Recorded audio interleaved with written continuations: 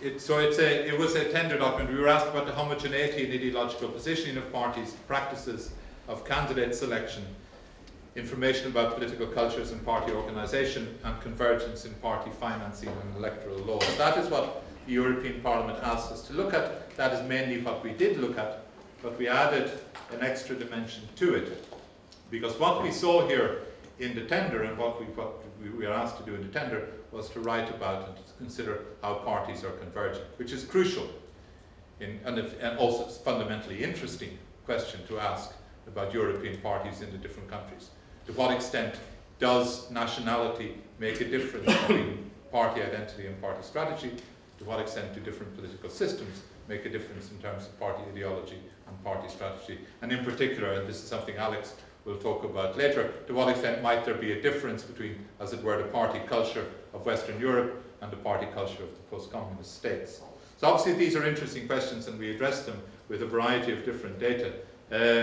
But what we added to that as well was we're party scholars. We're not, in a sense, legislative scholars or scholars of voting behaviour within Parliament. We're primarily party scholars, and our group is primarily oriented to party scholarship and representation.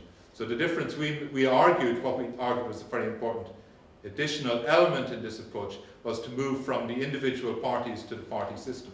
For while one might find strong elements of convergence across parties, and one might find, indeed one does find, and we did find, strong elements of convergence indicating the emergence of genuine European parties, or at least parties which operate in the different European countries, and where you would not really know, apart from listening to the language in which they compete, which country they came from. There is such convergence, ideologically speaking, organisationally speaking, in terms of the financial regulations and settings in the systems. There is that convergence. But what we don't have is a common European party system. We have a multiplicity of parties which operate in different countries and which converge towards one another in terms of their styles and ideology, but we don't have a forum in which these parties compete against one another at the electoral level, and hence we cannot really speak of there being a European party system.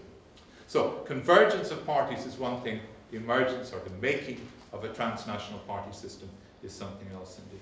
We conclude in this study that the development, and this is I think the most important conclusion we make, and it's a strong conclusion. For a party scholar it may not be a very surprising conclusion, but it's a strong conclusion, that the development of transnational parties is a necessary but not by any means a sufficient condition for the development of a transnational party system. And there's a problem in that outside of academic discourse these two terms are often confused, so that people, when they talk about a transnational party system, really mean the emergence of transnational parties. We emphasize that this is not the case, and you must look at these two things separately.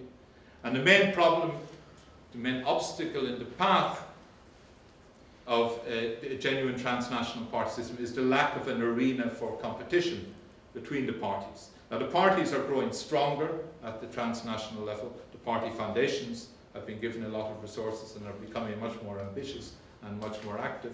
The party groups in the Parliament are getting stronger. So in a sense it's like one could possibly compare, it might be too grand a comparison in a sense, one could compare it to a bunch of highly trained horses who are still in their stables and haven't yet been given a chance to race against one another. Let's say it might be, if any of you follow racing, it might be more like a point-to-point. The horses are not so fine thoroughbreds, but they're still racing and champing at the bit, wanting to race against one another, but they're being kept in their stables. And until we do get a common arena for competition, they will not be able to get out of their stables and compete against one another. So what we also say in this report is that while getting out of the stables in this case requires and would require treaty revisions, which are really not on the cards at the moment, there is a question of how far they might be able to sort of slip out, as it were, without people knowing them, slip out of their stables and compete against one another, even within the existing terms of reference of the existing constitution.